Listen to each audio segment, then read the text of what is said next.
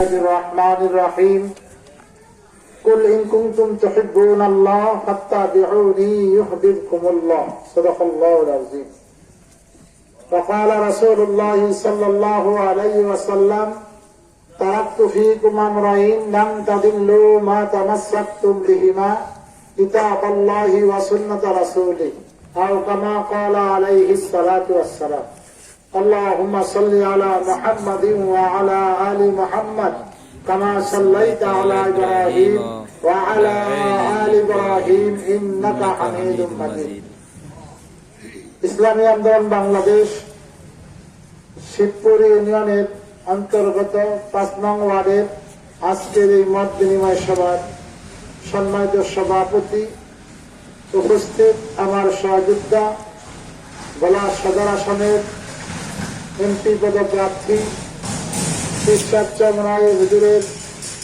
আপন ভগ্নিপতি, হুজুরের আস্থাভাজন ব্যক্তিত্ব ওবায়দ বিন মুস্তাফা ও আমার প্রান্তীয় সংগঠন ইসলামী আন্দোলনের পতাকাবাহী সহযোদ্ধা ভাইরা, মহান রব্বুল আলামিনের দরবারে লাখো কোটি শুকরিয়া আদায় করছি। যেই মহান রব্বুল আলামিন কনকনে শীতকে উপেক্ষা করে আজকের এই মত বিনিময় সভায় আমাদেরকে সমবেত হওয়ার তৌফিক দান করেছেন, এজন্য কালিমাতুশ শুকর আদায় করি আলহামদুলিল্লাহ। আলহামদুলিল্লাহ। সংগ্রামী উপস্থিতি, আপনারা এখন পর্যন্ত গুরুত্বপূর্ণ কথা শুনেছেন। আমাদের বাংলাদেশে আমরা অনেক ক্ষমতার পরিবর্তন দেখেছি, কি বলে, অনেক নেতার পরিবর্তন দেখেছি, কিন্তু নীতির পরিবর্তন হয় নাই, যার কারণে আমাদের সমাজে শান্তি আসে নাই। শুধু নেতার পরিবর্তনের দ্বারা কি আসবে না, দেশে শান্তি আসবে না, নেতার সাথে সাথে নীতিরও পরিবর্তন হতে হবে। আজকে আমাদের দেশ যে সংবিধানের মাধ্যমে পরিচালিত হচ্ছে, সেই সংবিধানে ৩০০ থেকে ৩৫০ কোরআনের আয়াতকে অস্বীকার করা হয়েছে।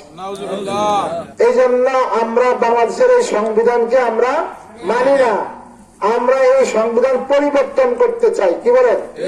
এখন প্রশ্ন করবেন, হুজুর আপনারা যদি সংবিধান না মানেন তাহলে সংবিধানের মাধ্যমেই তো আমরা নির্বাচন করেন, কি বলেন, ঠিক কিনা?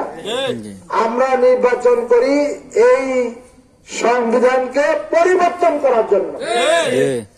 বাতিল যেভাবে আসে তার মোকাবেলা সেভাবেই করতে হয়। বাতিল বর্তমানে বাতিল আসতেছে নির্বাচনের মাধ্যমে। গণতন্ত্র, গণতন্ত্র মানুষ, তন্ত্র আইন, মানব রচিত আইন। তাহলে মানব রচিত আইনের দ্বারা যদি আমরা দেশ পরিচালনা করি তাহলে আমাদের দেশে শান্তি আসবে না, বরঞ্চ আমরা গুণাগার হব আর নাফরমানি হবে।